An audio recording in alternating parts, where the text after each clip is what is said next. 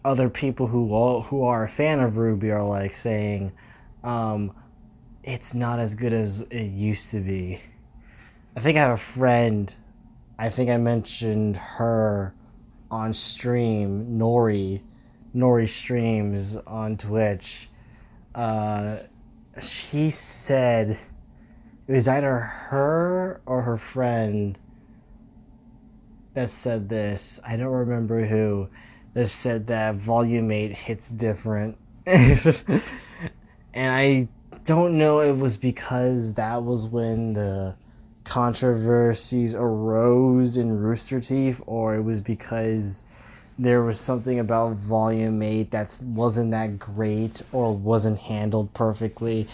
But they didn't put a huge criticism. They just said hits different, and I could have taken that as negative or a good thing. But it was really something that hearing that, because I'm like wondering, was it worth it? And it's mainly that's the reasons why I couldn't get back into RWBY was because I keep hearing everyone talk negative about it, everyone stating a different opinion. And yes, I have looked back on RWBY, and keep in mind, I thought the same thing when I first watched it, how the animation was poor, how everything was handled too fast and poorly with story. But then again, you can't blame them that much in Volume 1, since it is something new to them with fully animation. It's not like Red versus Blue where they're just playing Halo and having a script written out. This is an anime with animation that's fully animated, not taken from any video game whatsoever.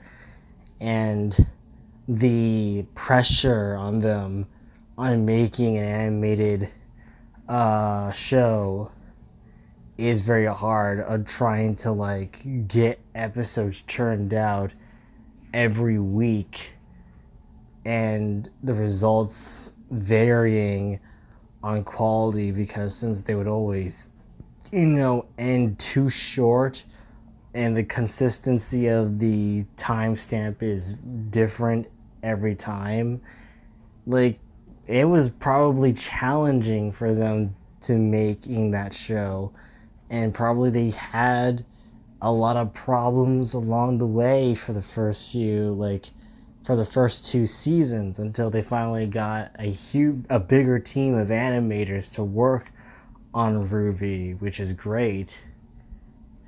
And they did try to up the ante on quality with Volume 2, because Volume 1 had the notorious joke of, oh hey, there is this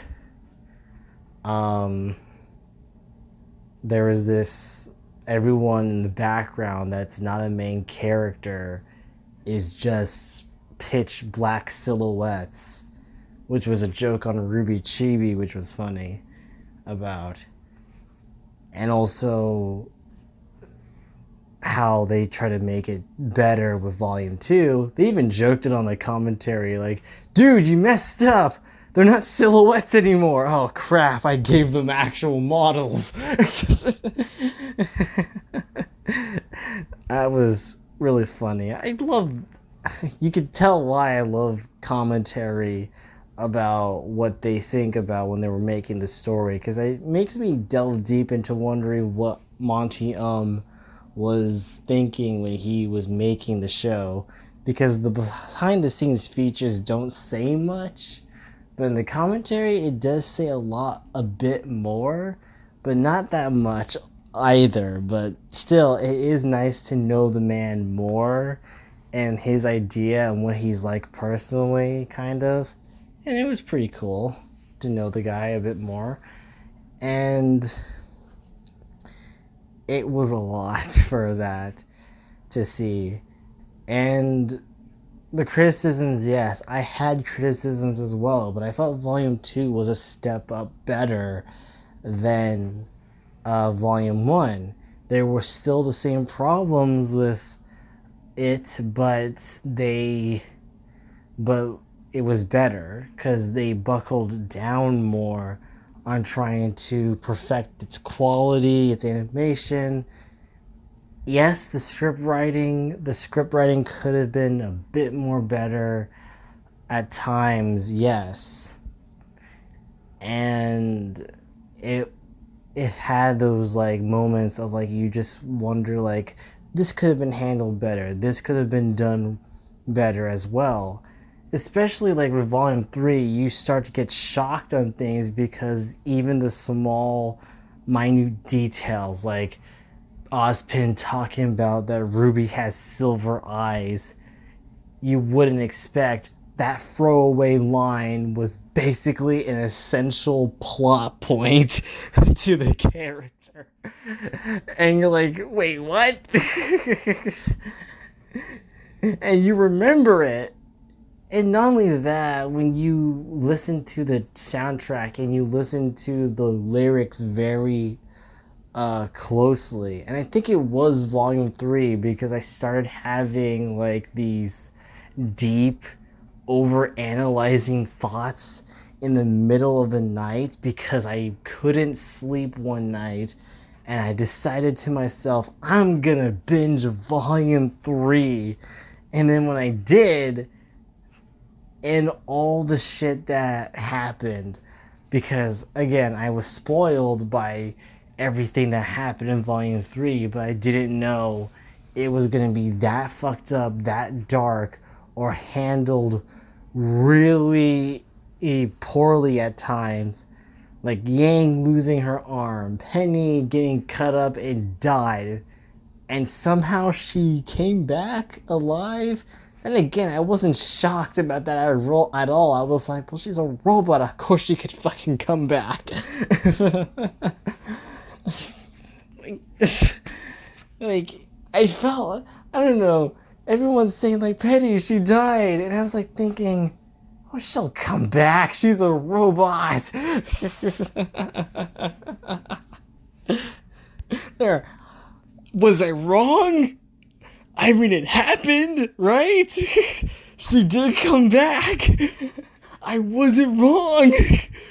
Everyone's looking at me like, you're not taking her death seriously. I'm like, she's a robot. You can bring her back.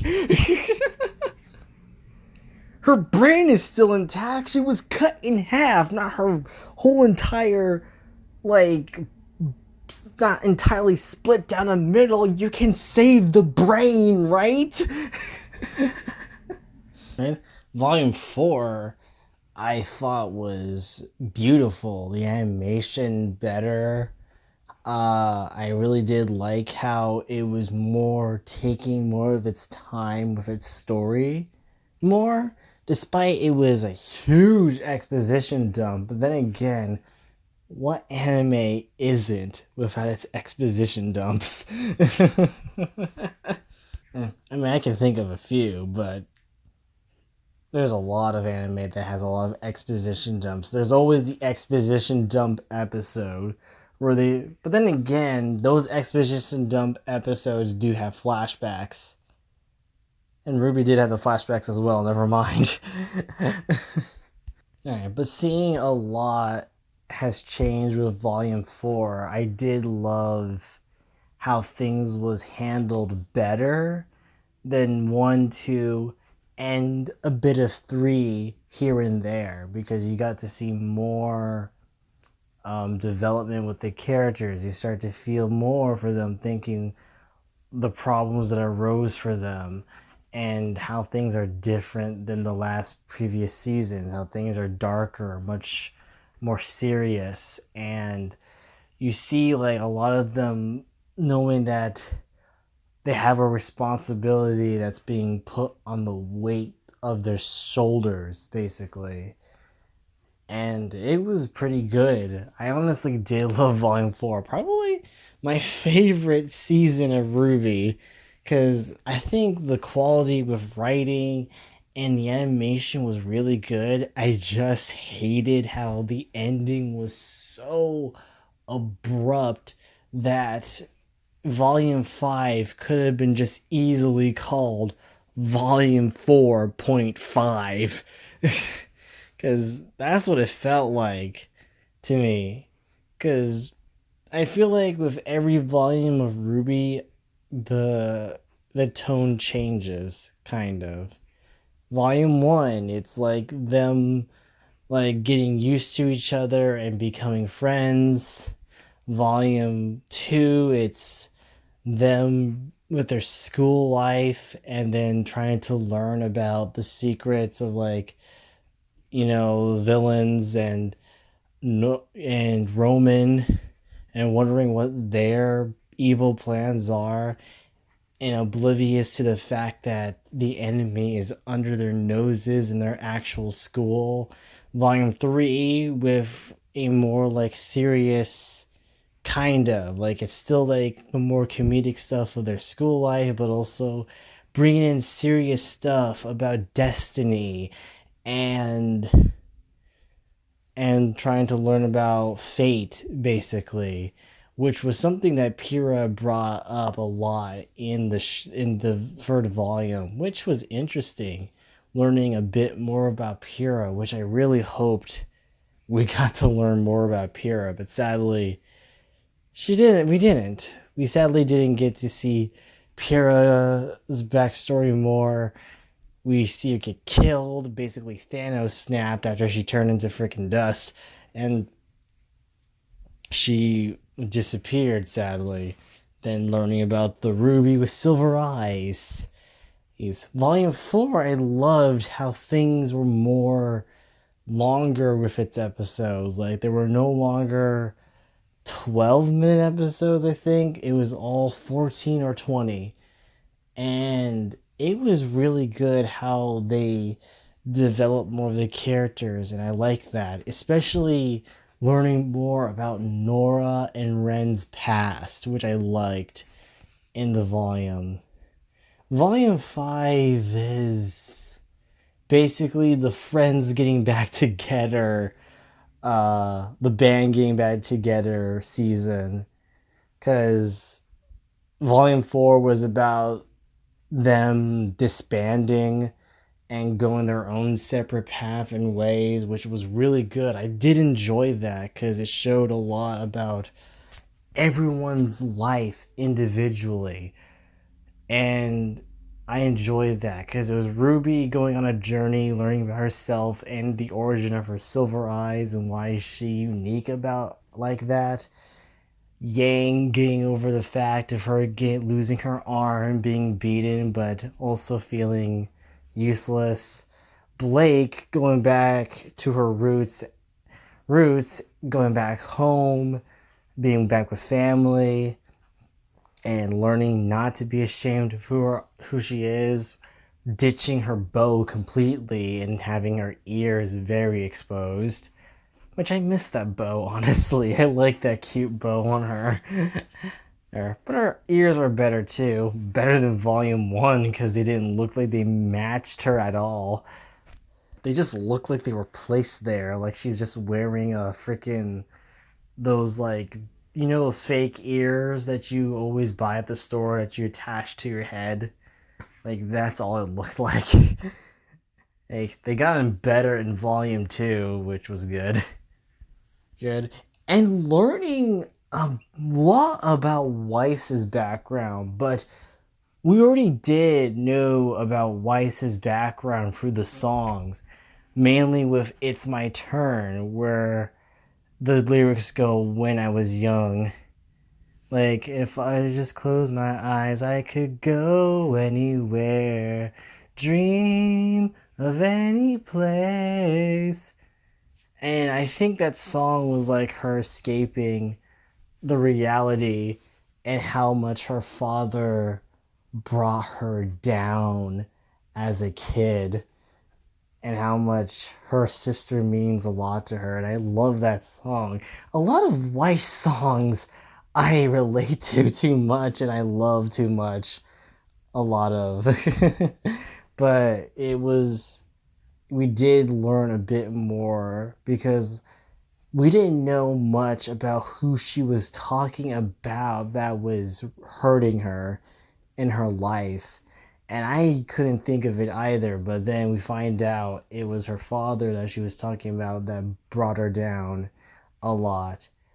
And it was really interesting seeing that also that her father was a dick, her brother's a dick.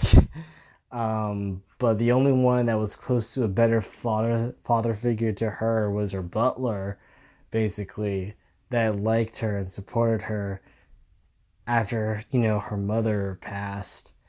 And that was pretty interesting to see. Um in the in volume 4. I did loved everything because that's how we learned more about these characters and what they're going through in that volume. That's why I liked volume 4 so much. We got actual character development. Holy shit. Because I feel like it got in better over time. Because volume 1 was that rocky start where we didn't know jack shit about them except for who they were and their personalities. And volume 2, it was still much of the same thing, but we only got a little hints and glimpses and pieces of their backstory. Hey, I mean, that line about like, oh, Miss Schnee, do you want to talk to your father? No, that's fine. And like that was just a short line, but knowing what we're gonna know now in volume 4, that line does hit differently because you start to realize, yeah, we now know why she doesn't want to talk to her father, and that was really good about volume 4. And I still love volume 4. I think that's my favorite season. It is the build up to the bigger fight from volume 5, but there's a lot of things to enjoy from 4 that I loved that was so dark in aspect, especially learning about Ruby's uncle, Crow, in that in that season where you find out that his abilities, his power is that he brings his enemies bad luck, basically. But the worst downfall to that power is not only he brings his enemies bad luck, but his friends, family, team members also. And Crow feels responsible for, since he was watching over Ruby and her Team Ranger, basically, uh, he feels like he's responsible for giving them bad luck on their journey because the journey became so difficult and so hard because one Grimm in particular, which Ren and Nora have a history with, was following them and trying to kill them, which is shocking. And Crow thinks he's responsible since he feels like he's dead weight, even though he's injured, hurt. Ruby does not want to let him go. He doesn't want him killed. He brings bad luck to everyone, which is sad. And I really did enjoy that. It was really good. The volume was really good. And I had nothing but positive things about that volume. Like, there was nothing, like, I could never think of anything that was flawed in that season.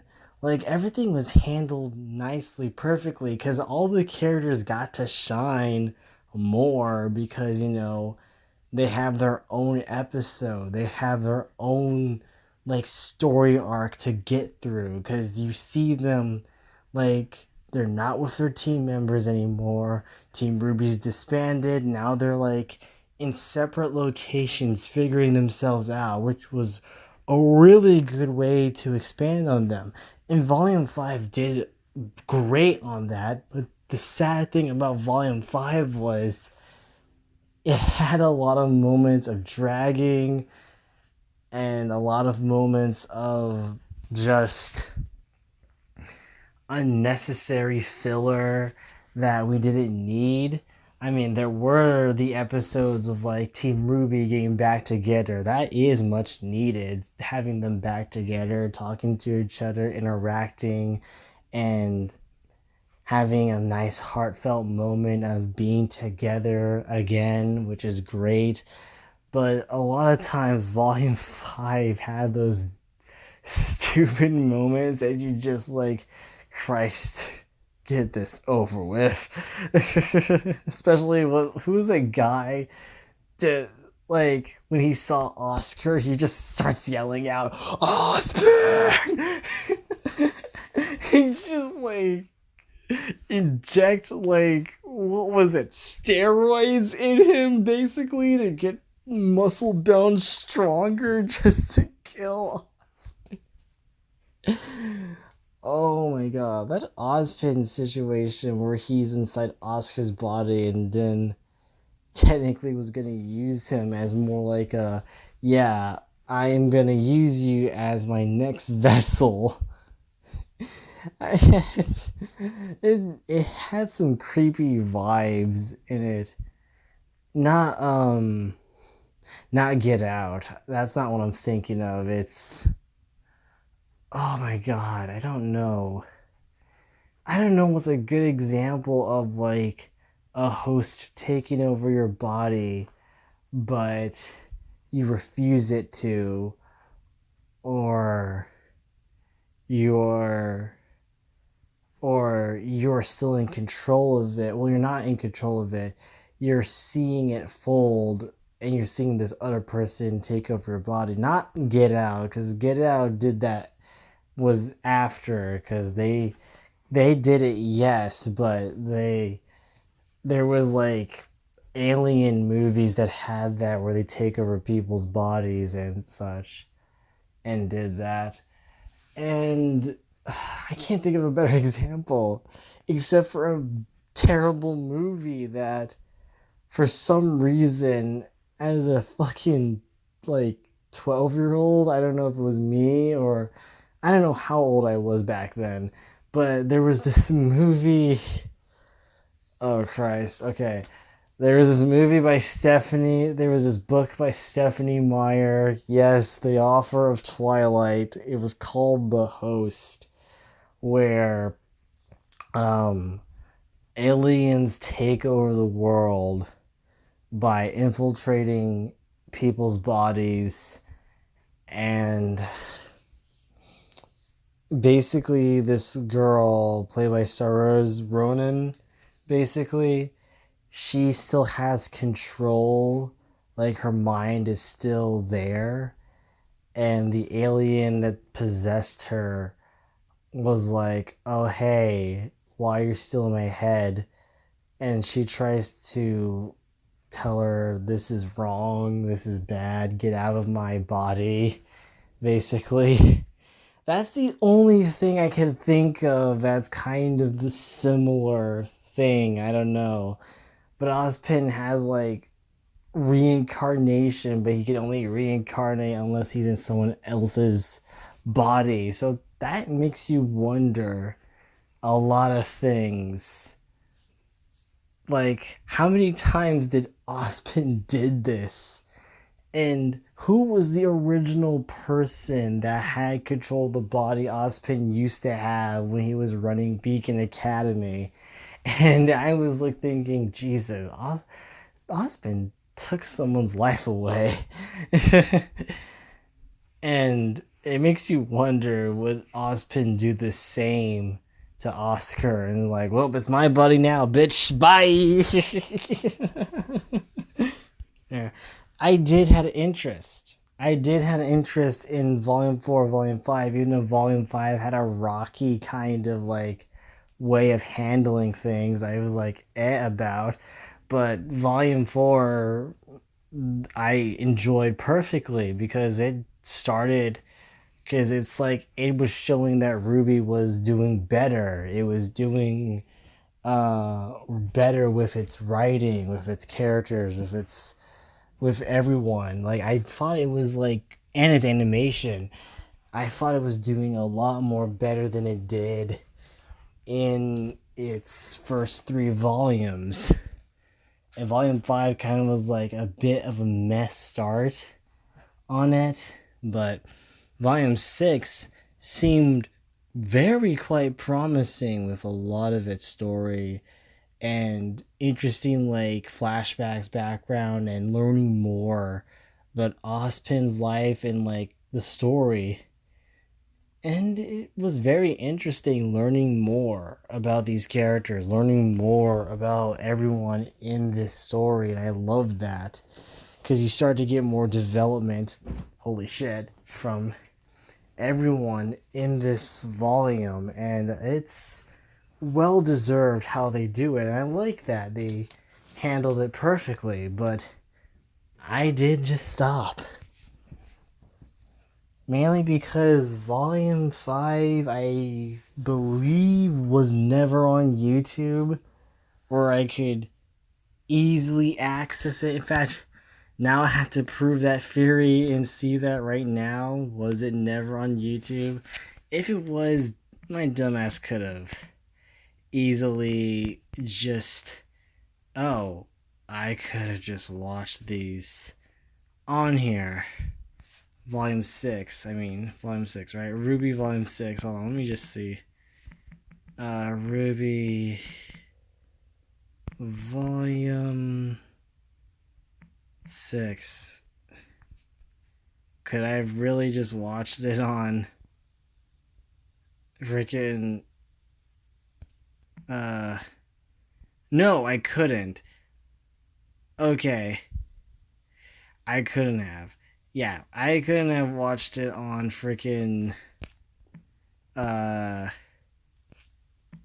on YouTube. Like it stops at volume 5. So yeah, I couldn't have watched it on YouTube. So that was the downfall of me not watching RWBY, because they were all Rooster Teeth exclusive, and I don't have a computer that has access to internet that could have watched it on their site, basically. And that would have been the end of it. I could have just easily been like, oh, let me just pull it up on YouTube, and that's it. And it would have been the end of it, but sadly it wasn't. Like, this isn't it, sports fans. This video has gone on for too long, but it is something that I did have passion for RWBY. Again, it is an inspiration for me to write, because Montium had that dream and he perfected it. He had that dream come to fruition. And I kind of want my dream to come to fruition as well with stuff I write, and have it be made into a video on YouTube, or at least something that could be played and animated, even though I don't have the budget, money for animation, for a team to animate it. Yes, I have a friend that can animate, but his skills are very still in process, a work in progress and limited, but he's still impressive nonetheless. But hell, he created a VTuber out of that, out of his skills in animating and drawing. But like but it's basically with the budget I have, with everything, I wanted the story to be good. I wanted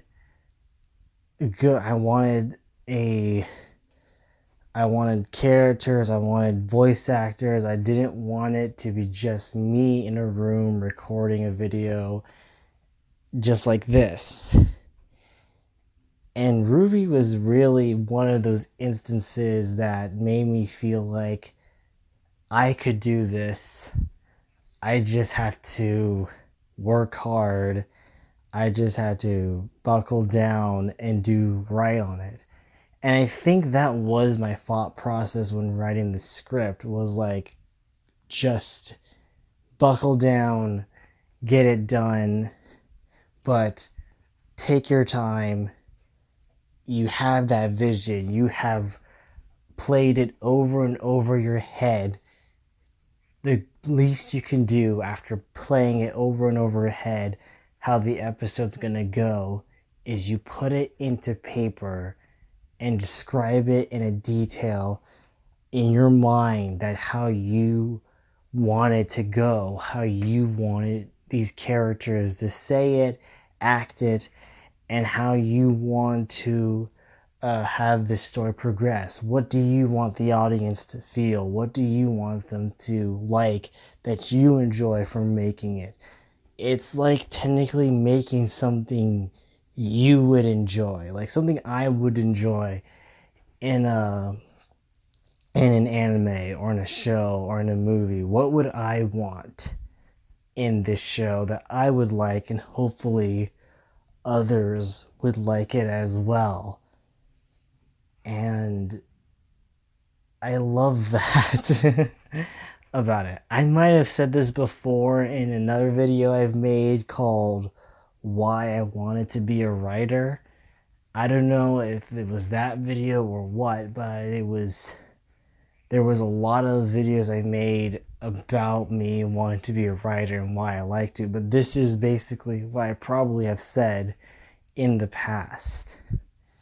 But it is something that I do care passionately about and what I want. And I think RWBY was that instances of, yes, passion.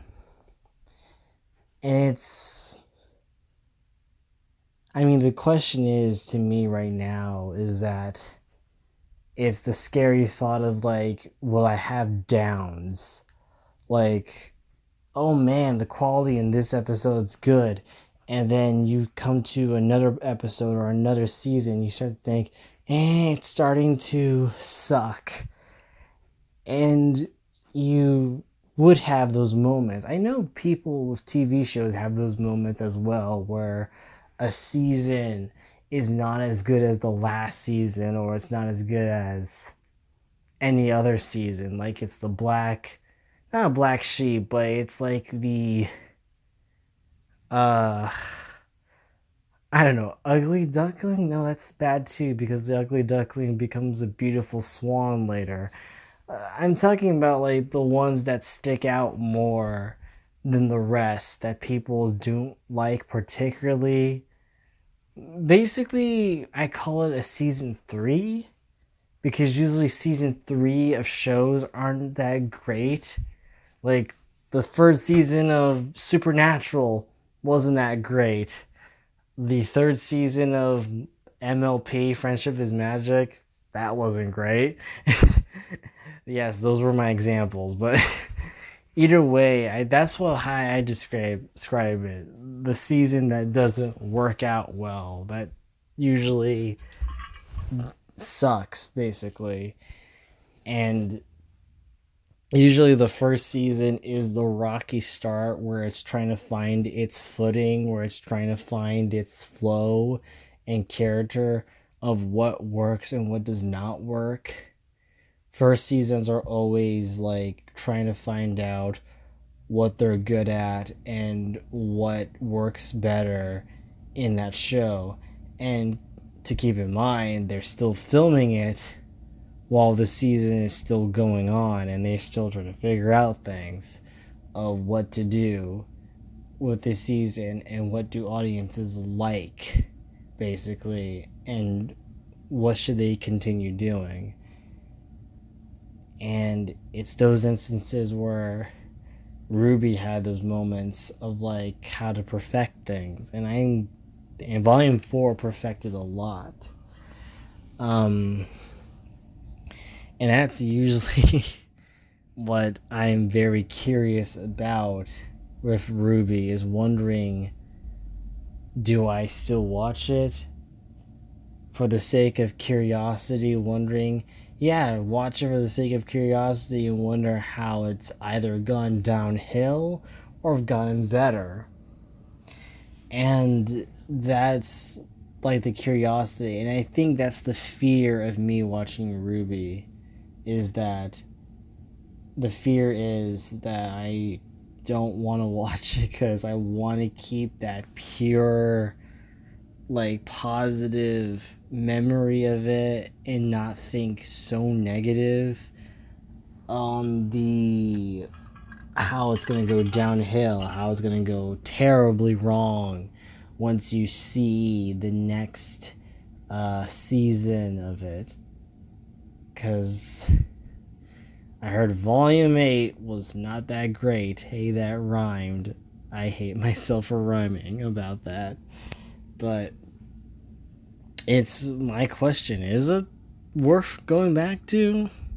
I know I might not get a lot of answers and I might just check it out for myself, but it is the question, is it worth going back to?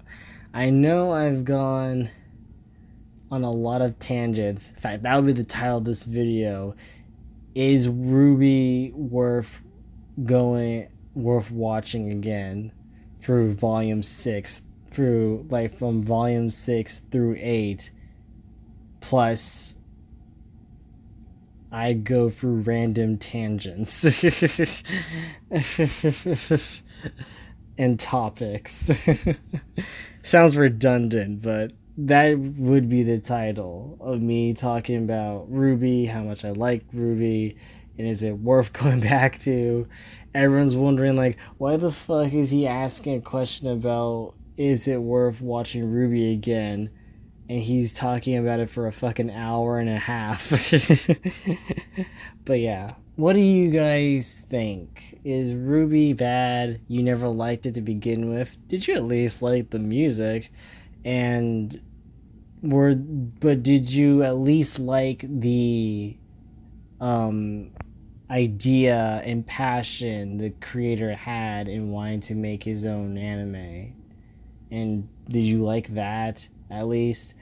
And or do you think RWBY was overhyped for a long time and people were just riding on the peak of not nostalgia, I say, like,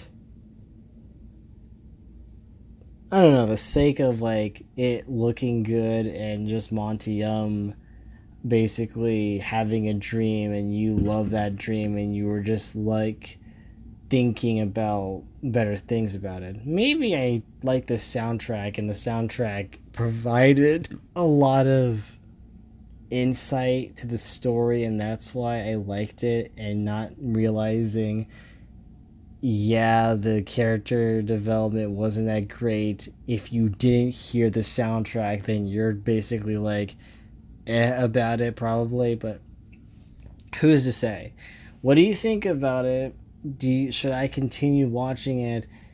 Is RWBY not that great to you, but you do admire Montium's passion and love and care of wanting to make his own series? And if